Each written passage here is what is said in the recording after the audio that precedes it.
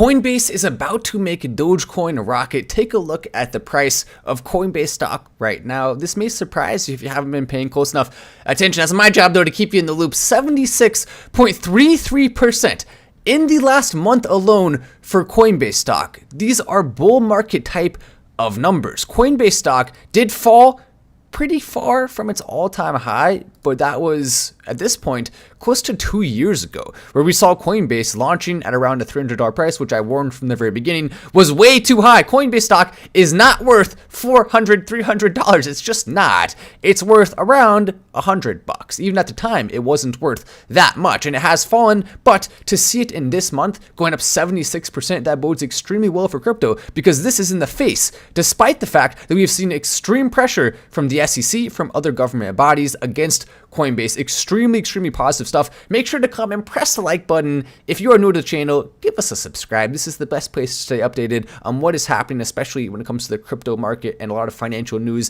that we break here. You're not going to want to miss it, so come and join, subscribe with the notifications on to stay updated in real time, and you're welcome to press like. We don't do as many streams as we used to because of the conditions of the market. It's not as urgent always, but from time to time, we do have extremely urgent stories that we cannot miss. We have to cover them. We also have a big swing pick in the works right now. If you're a part of the Patreon, get excited. There's something coming that is perhaps going to be better than every coin we've ever launched. We've taken everything that has been learned from the past, mistakes, positive things.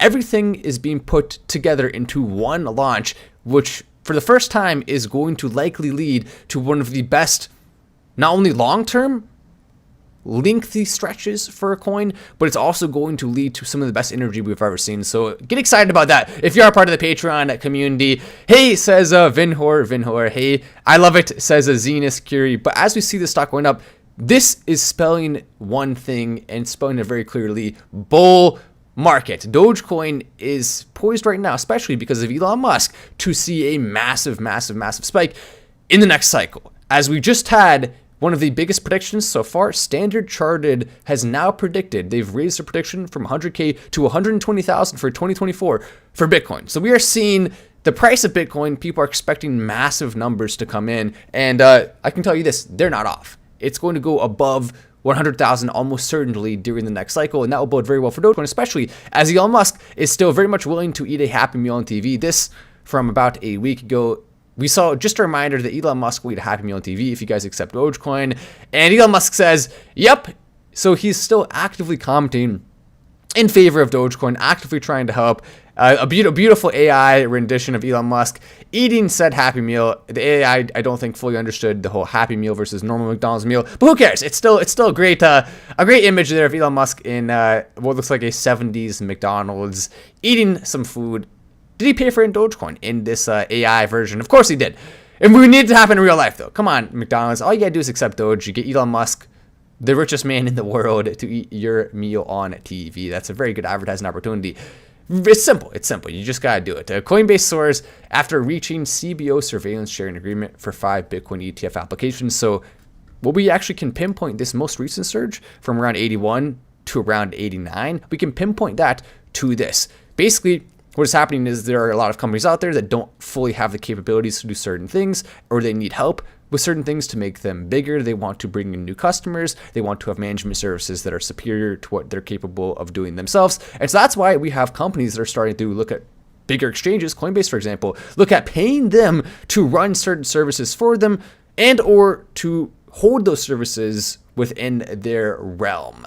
And so you can see 16% is what this article is attributing to the spike, which is actually a little bit less than that, just specifically from this. The rest of it is just people being very optimistic in the future of crypto and wanting to invest in Coinbase. And we've also seen, by the way, Robinhood stock has actually done pretty well as well. It's up 26.39% on the month, which is not bad at all. The reason why Robinhood stock didn't go up more is because they're also in stocks. If they were just a crypto company, they would have seen a bigger increase in their stock than we saw for that point in time. Coinbase, by the way, has a double-sized stock compared to Robinhood. So Coinbase is a significantly bigger company by more than double of what Robinhood is at this current point in time. Robinhood is looking to try to increase their cryptocurrency sharehold. They want to have more people investing, but once again, they are failing in a lot of the most important things that they need to do and can easily do. If I was working as the CEO of Robinhood, they would already be bigger than Coinbase.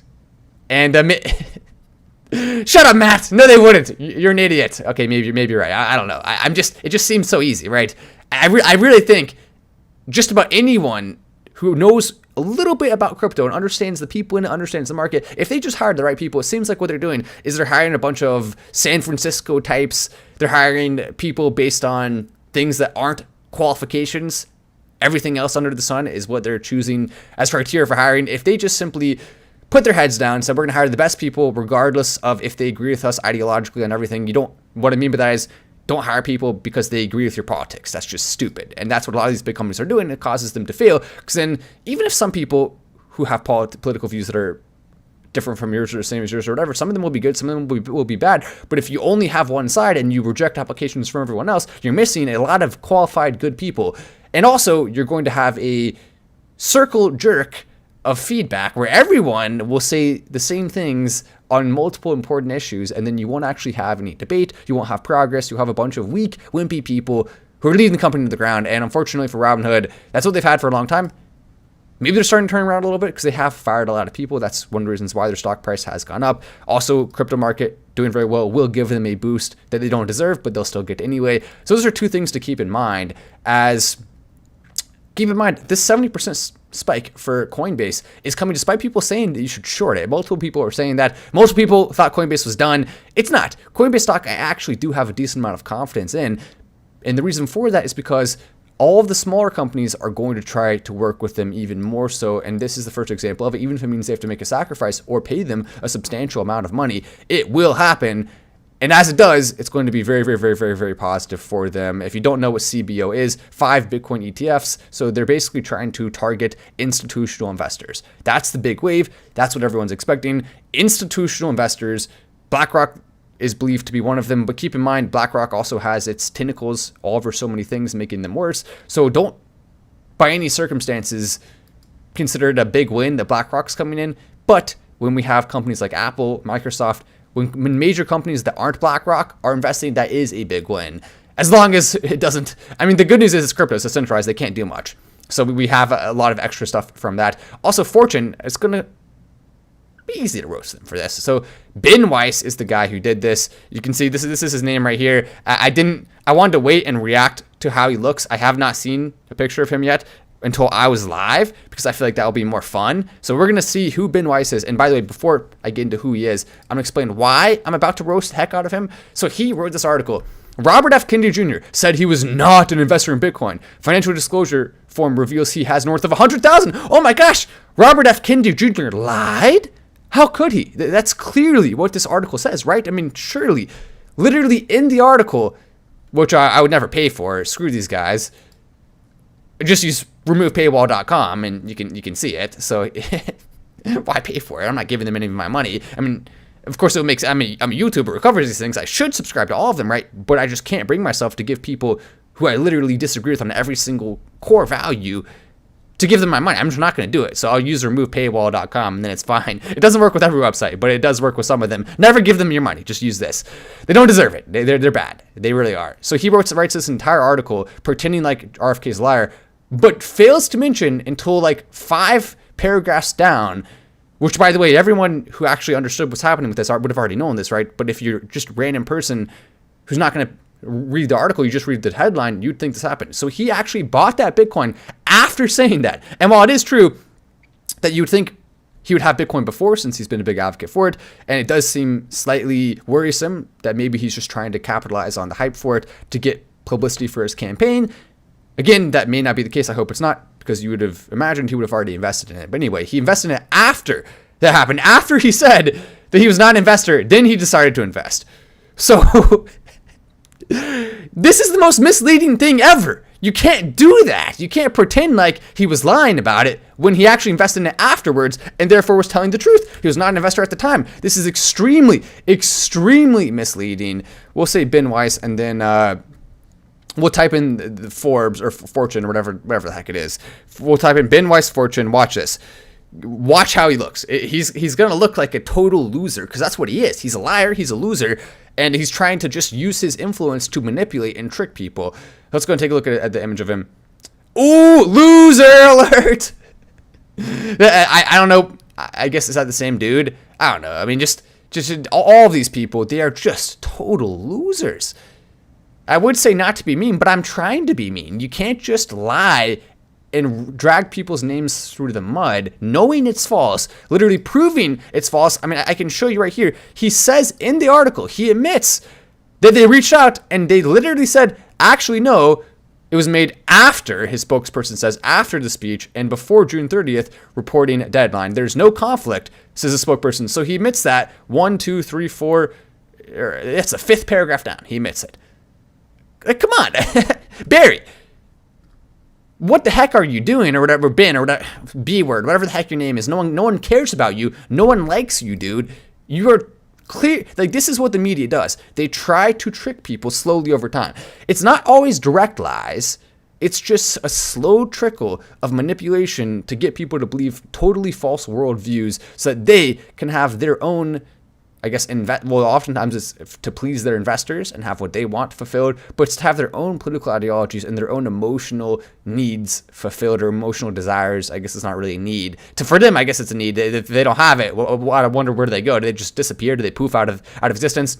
That's probably what happens. I mean, considering how actively and angrily they are trying to do it, that must be the case, right? But you can see Bitcoin in the same time, in the last 30 days, has gone up 17%, Ethereum 7%. A lot of these cryptos have gone up nicely in the last 30 days, but not a single crypto has gone up as much as Coinbase stock has gone up, despite all of the SEC worries. So when you see that, you know we are getting ready for a bull market territory. Smart money, big money, institutions, everyone is loading up on crypto. People are going to try to capitalize on the wave as safely and effectively as possible. A lot of these companies don't have the ability to invest in crypto yet, so they're choosing to do Coinbase. That is an early indicator. They will build out crypto investment abilities. They just need legal teams, and they need to go through all the red tape, and they also have to have the right opportunity and feel like they're in a position, and they're going to manipulate the market and try to get you to sell first, and then they'll invest. So there's a lot of steps left, but they will, make no mistake, they will invest before 2024. You don't have to worry about that. They're going to capitalize on it. They know what's coming, and they're going to do their best to make as much money as possible from it. Will we be able to self-custody, says Dogecoin Prime? Not on Coinbase. No, you will not. They're never going to allow you to self-custody on Coinbase.